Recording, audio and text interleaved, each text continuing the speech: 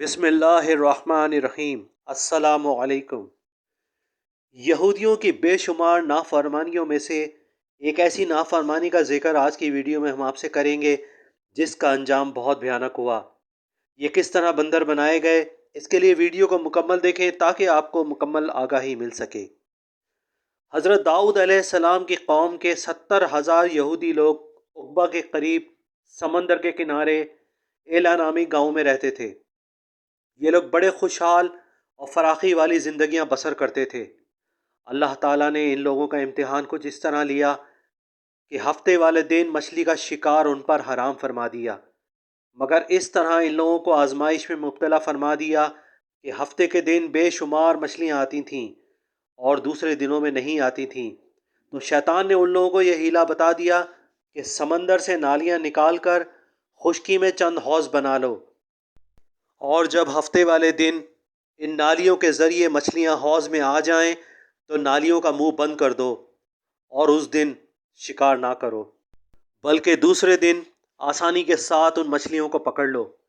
ان لوگوں کو شیطان کی ہیلا بازی پسند آ گئی، اور ان لوگوں نے یہ نہ سوچا کہ جب مچھلیاں نالیوں اور حوضوں میں مقید ہو گئیں تو یہی ان کا شکار ہو گیا، تو ہفتے ہی کے دن شکار کرنا طے پا گیا جو ان کے لیے حرام تھا۔ اس موقع پر ان یہودیوں کے 3 گروہ ہو گئے۔ کچھ لوگ ایسے تھے جو شکار کے اس شیطانی ہیلے سے منع کرتے رہے اور ناراض و بیزار ہو کر شکار سے باز رہے، اور کچھ لوگ اس کام کو دل سے برا جان کر خاموش رہے لیکن دوسروں کو منع نہ کرتے تھے، بلکہ منع کرنے والوں سے یہ کہتے تھے کہ تم لوگ ایسے لوگوں کو کیوں نصیحت کرتے ہو جنہیں اللہ تعالیٰ ہلاک کرنے یا سخت سزا دینے والا ہے۔ اور کچھ وہ سرکش اور نافرمان لوگ تھے جنہوں نے حکم خداوندی کی اعلانیہ مخالفت کی اور شیطان کی ہیلا بازی کو مان کر ہفتے والے دن شکار کر لیا اور ان مچھلیوں کو کھایا بھی اور بیچا بھی۔ جب نافرمانوں نے منع کرنے کے باوجود شکار کر لیا تو منع کرنے والی جماعت نے کہا کہ اب ہم ان مصیبت کاروں سے کوئی میل نہ رکھیں گے۔ چنانچہ ان لوگوں نے گاؤں کو تقسیم کر کے درمیان میں ایک دیوار بنا لی اور آمد و رفت کا ایک الگ دروازہ بھی بنا لیا۔ حضرت داؤد علیہ السلام نے غضبناک ہو کر شکار کرنے والوں پر لعنت فرما دی، اور اس کا اثر یہ ہوا کہ ایک دن خطا کاروں میں سے کوئی باہر نہ نکلا۔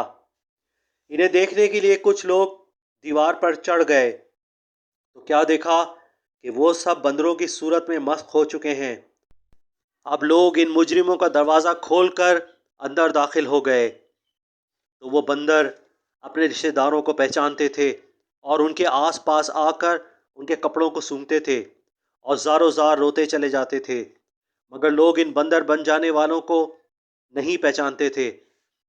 ان بندر بن جانے والوں کی تعداد ایک روایت کے مطابق 12,000 تھی۔ یہ سب 3 دن تک زندہ رہے اور اس درمیان کچھ بھی کھا پی نہ سکے، بلکہ یوں ہی بھوکے پیاسے سب کے سب ہلاک ہو گئے۔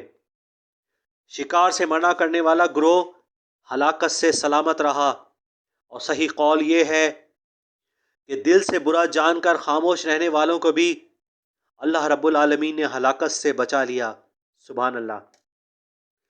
آج اگر ہم جائزہ لیں تو پچھلی قوموں میں ایک ایک برائی پر عذاب نازل کر دیے گئے تھے اور انہیں صفحہ ہستی سے مٹا دیا گیا تھا، جبکہ آج ہم مسلمان ہر طرح کی برائیوں میں جکڑے ہوئے ہیں، اور اگر ہم غور کریں تو ہم پر عذاب اس لیے نازل نہیں ہو رہے اور اس بنا پر نازل نہیں ہو رہے کہ ہم امت محمدی صلی اللہ علیہ وآلہ وسلم ہیں۔ ہاں، ہر طرح کے حالات اور سختیاں ضرور ہم بھگت رہے ہیں جو وقت کے ساتھ ساتھ کبھی بڑھتی ہیں اور کبھی کم ہوتی ہیں۔ اللہ تعالی ہم سب کو محفوظ فرمائے اور اپنی فرما برداری بھی عطا فرمائے، آمین یا رب العالمین۔ میری آج کی ویڈیو اگر آپ کو پسند آئی ہو تو چینل کو سبسکرائب کر لیجئے، بیل آئیکن کو کلک کر دیجئے تاکہ آنے والی ویڈیوز آپ تک پہنچ سکیں۔ ویڈیو کو لائک کرنا اور دوستوں کے ساتھ شیئر کرنا نہ بھولیں۔ جزاک اللہ۔ اللہ حافظ۔